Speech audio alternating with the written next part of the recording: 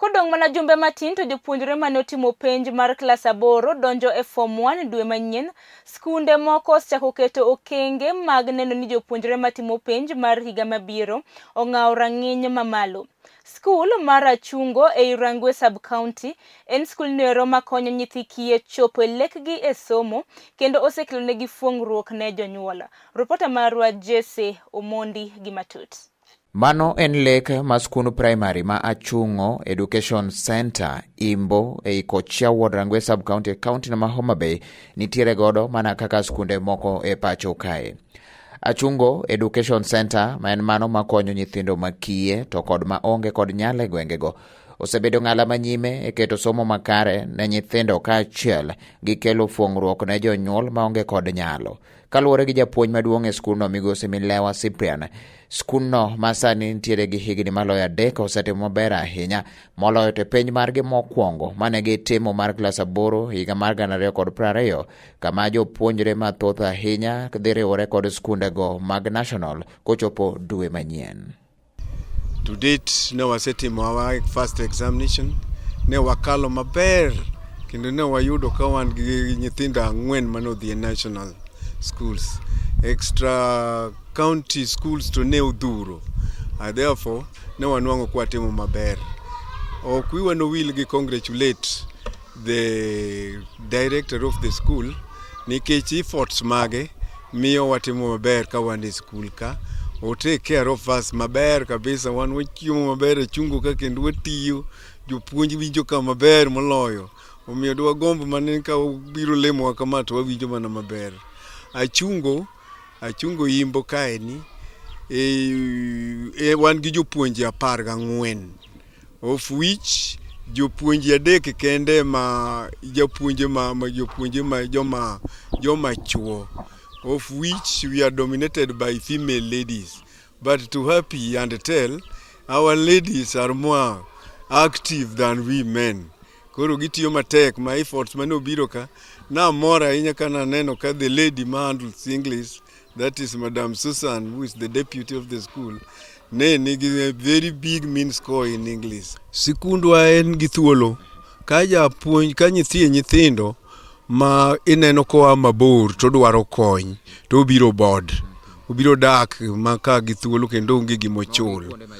Kawan ga accommodation moromo kendo gidake kendo gibiro chiemo to ka nyathi ma bende ama chiegni, but mano luwore gi kaka jodala gi gin, but wagombo gani mondo gibi gisandre ahinya dala. Korka jalup japuonj maduong' e skuno nogono Susan Otieno nolose kaka gin gi lek madongo ahinya moloto ne penj mabiro mag biro timo mar 2. E sechego nopuoya ahinya telo mar skul riwruok kanyachiel to kod director margi Michael Nyangi mosebedo kokonyogi ahinya neno ni koro kata e kinde mane Covid nitie to ne ginyalo yudo mor sara magi kaka jopuonj. Owacho ni director margi osekonyogi nyaka ng'iewo mask na nyithindo duto te, keto pi mar logo mondo ne kaka inyalo ked kod tuo mar Covid-19 masani koro mako piny mar Kenya. Achungo, we did our first KCP exams in the year 2020. We had 21 pupils and they performed well. Achungo, as a school, we have groups of schools. So Achungo Imbo is Achungo B. We have another Achungo at Rodi.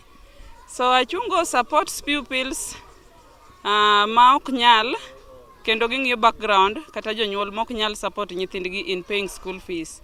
Achungo cut across from ECD to standard 8, whereby ka nyathi osetimo penj e class 8 to sponsorship oyude secondary school ka attend good marks. The sponsorship ok chungi kanyo but continues until the pupil tieko sombe mar okang' machielo. Now adwa wacho kendo ni Achungo Educational Center nigi nyithindo madhi timo penj sani, and already the sponsorship is on. They are almost filling in their forms. The standard 7 where the KCP we did last year, we got a mean of 329.43, and we hope this year, because every child is an achiever, we are going to get a better mean grade compared to last year's performance. Yeah, to deal with the COVID challenges, I want to say the school administration, together with the director, not Amatek, mondo wabed gi the running water in the school compound, and maybe to provide masks ne nyithindo mok nyal for the start of the term, and also to make masks still for nyithindo ma ok nyal. Then I want to say with the teachers, we really congratulated our director, because due to the COVID challenges, he managed to pay us till the COVID ended.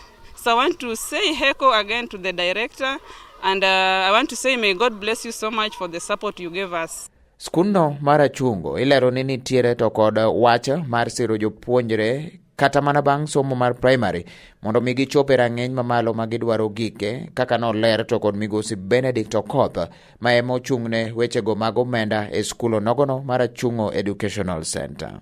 Adawacho ni Achungo wa support nyithindo mopogore opogore kalure gi background ma ng'ato kod ng'ato haye. Wasafwenyo ni education en gima kare kendo gima ber ne nyingima. Twayudo ka jowa moko rem kalure kachiel kod pesa ma ginyalo chulo ne skunde. Mano miyo Achungo management oyiero ni mondo gi support nyithindo machalo kaka total orphan kendo nyithindo man gi single parents. Tok mano kende, wa support nyaka jonyuol ma ok nyal. Wang'iyo kendo wadhi on the ground ma ng'e ni janyuol no ok onyal adier.